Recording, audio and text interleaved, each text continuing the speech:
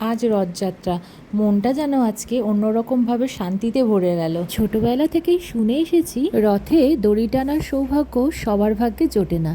আজ সেই সৌভাগ্য আমার হলো। এবার মায়েশের রথে যেতে না পারলেও আমার বাড়ির সামনে রথযাত্রার আনন্দের উপভোগ করতে পেরেছি। ভক্তদের সঙ্গে একসাথে রথের দড়িতে টান দিয়েছি, সঙ্গে প্রসাদও গ্রহণ করেছি, আর চারিদিকে জয় জগন্নাথ ধ্বনিতে যেন ভক্তিতে সারা পরিবেশটা ভরে উঠেছিল। প্রভু জগন্নাথ দেবের কাছে একটাই প্রার্থনা, সবার জীবন খুব ভালো থাকুক, সকলের ঘরে সুখ শান্তি আর সমৃদ্ধি আসুক। এই রথযাত্রা শুধু একটি উৎসব নয়, এটি বিশ্বাস, ভক্তি আর একসাথে চলার এক সুন্দর অনুভূতি। এবার মায়েশের রথযাত্রায় যেতে পারিনি তো কি হয়েছে, প্রভু যেন নিজেই আমার বাড়ির সামনে চলে এসছে। তাই জগন্নাথ দেবকে একটা কথাই বলবো, তুমি সবাইকে ভালো রেখো, আমাকে ভালো রেখো, আর তুমি নিজেও ভালো থেকো, কারণ তুমি না ভালো থাকলে আমরা হয়তো ভালো থাকতে পারবো না।